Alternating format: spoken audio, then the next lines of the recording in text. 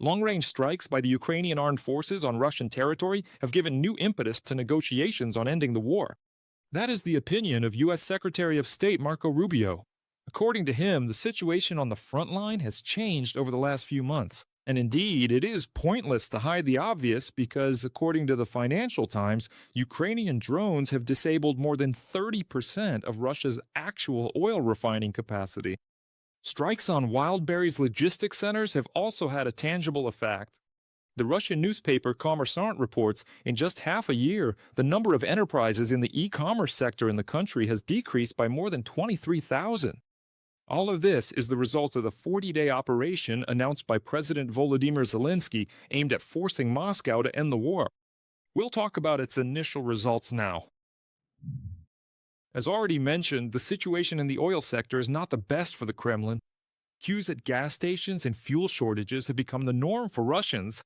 According to Verstaka, in the first 5 months of the year, gasoline and diesel prices in Russia rose 2 and sometimes 4 times faster than in the same period of 2025. FU strikes have disabled about 45% of the country's nominal oil refining capacity. The Financial Times reports that major oil refineries in Tuapse, Omsk, and Moscow have been seriously damaged. The consequences of the attacks can't be fixed for months. Repairs are moving slowly, and some smaller plants are barely operating. There is simply nowhere left in Russia to refine crude oil because our long-range sanctions are reaching almost all, and maybe even all, of the refineries by now. And 60% of these refineries have already been damaged to varying levels of severity. So, well, essentially, there are no storage tanks, there's nowhere to sell it, so they have to shut down the wells, which is extremely expensive, and then it's also expensive to bring them back online. This is an absolute dead end. Ukrainian strikes are aimed exclusively at facilities that serve the Russian military-industrial complex and support its logistics. The Russian army no longer has a secure rear, and it's time for them to admit it. In just half a year, the number of Russian enterprises in the e-commerce sector has decreased by tens of thousands, and the number of new businesses has fallen by a quarter. One of the main reasons is the inability of companies to quickly restore broken supply chains. The scale of this industry is enormous. The combined turnover of Wildberries and Ozon may exceed 10 trillion rubles, which is almost 5% of Russia's entire GDP. Therefore, attacks on their centers are not just fires in warehouses, but a serious blow to a system that has helped Moscow supply the war for years. There were strikes on Wildberries in Penza and Udmurtia. After all, that's practically 2,000 kilometers to the Ukrainian border. But as we can see, that is no obstacle for Ukrainian drones. It turned out that Putin invited the war inside Russia. Strictly speaking, he is the true destroyer of Russia, no matter how much they yelled at the West or someone else wants to destroy Russia. But I think Putin and his Chekist clique are working the hardest in this field. The strikes on Wildberries are not just a loss for the Russian budget, but also losses for millions of sellers and buyers. And the responsibility for them lies with Putin, who himself brought the war onto Russian territory. The problems for marketplaces started earlier. According to the Central Bank of the Russian Federation, the debt of the 5 largest technology companies grew by 53% over the year, reaching 2 trillion rubles.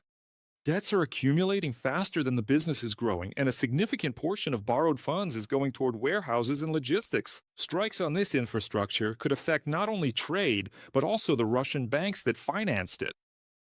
A problem has already arisen for Wildberries' main creditor, which is VTB Bank, the second largest systemically important bank in Russia. It is already facing a liquidity problem. In other words, Russians, understanding the situation, have rushed to withdraw their money, and VTB is saying, oh no, there's no money. The money's already gone. So this is no longer just a logistical or commodity problem, it's starting to become a banking problem.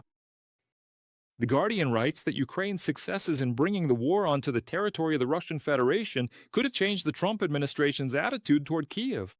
One of the results was negotiations on obtaining licenses for the production of missiles for Patriot systems in Ukraine. The campaign has also intensified internal tension in Russia. Citizens are increasingly accusing the authorities of being unable to protect businesses and critical infrastructure from Ukrainian strikes. Ukraine officially intends to significantly increase the number of these deep strikes, with the ultimate goal being that the war finally returns to the very place where it originally came from. And this means that Kyiv no longer views such operations as isolated actions, like it was, for example, last year, but as a systemic element of its military strategy. And in my opinion, their main goal is to complicate Russian logistics, reduce the capabilities of the defense industry, and force Moscow to spend more and more resources on protecting its own rear. Ukraine does not intend to stop at what has been achieved. Volodymyr Zelensky has already announced that the military has updated the list of priority targets for new long-range strikes on Russian territory. The targets are selected based on their impact on weapons production, oil revenues, and Moscow's ability to continue the war. The goal of the 40-day campaign is to make the cost of aggression even higher and force the Kremlin to finally move from imitating negotiations to real diplomacy. It is clear that when the president says 40 days, it means 40 days specifically.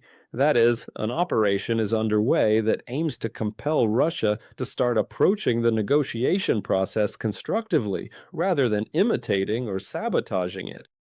Crimea, temporarily occupied by the Russian Federation, is part of the 40-day campaign.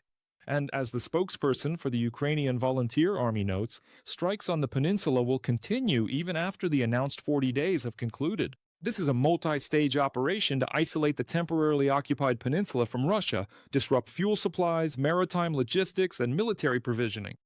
The ultimate goal of this strategy is the liberation of Ukrainian Crimea. Our operation is ongoing. If the occupiers were hoping that 40 days would pass and the security service of Ukraine, for example, would stop strikes on Crimea, well, no, they were mistaken, because there will be a 41st day and a 42nd and so on until the complete expulsion of the occupiers. And that logistical blockade that was supposed to be implemented, it's continuing. We see that fuel is practically not reaching Crimea. If we're talking about the maritime component, well, it's clear that today fuel isn't being delivered by sea. And actually, I think that such strikes on Crimea will continue. The results of the Ukrainian operation are also being noticed by Kyiv's Western partners, primarily in Washington. U.S. Secretary of State Marco Rubio acknowledged long-range strikes by the armed forces of Ukraine have changed the dynamics of the war and could give new momentum to negotiations. According to him, the United States administration is ready to find out whether shifting the war onto Russian territory will force the Kremlin to become more compliant and move from rigid demands to seeking a real settlement. The fact is that over the last few months, the dynamics of this war have changed slightly. Now, the Ukrainians are capable of striking long distances deep into Russia, thereby bringing the war closer to the Russian people. We are ready to explore whether this new dynamic has opened up any possibility for reaching a settlement through negotiations. The result of the 40-day operation is obvious. The Ukrainian campaign is working. Russia's losing oil refining capacity, logistics, money, and the sense of a secure rear, while pressure on the Kremlin is growing both inside the country and from the West. The longer Putin drags out the war and feigns negotiations, the more expensive it becomes for the Russian Federation itself. And soon, this argument will be understood in Moscow better than any diplomatic phrasing.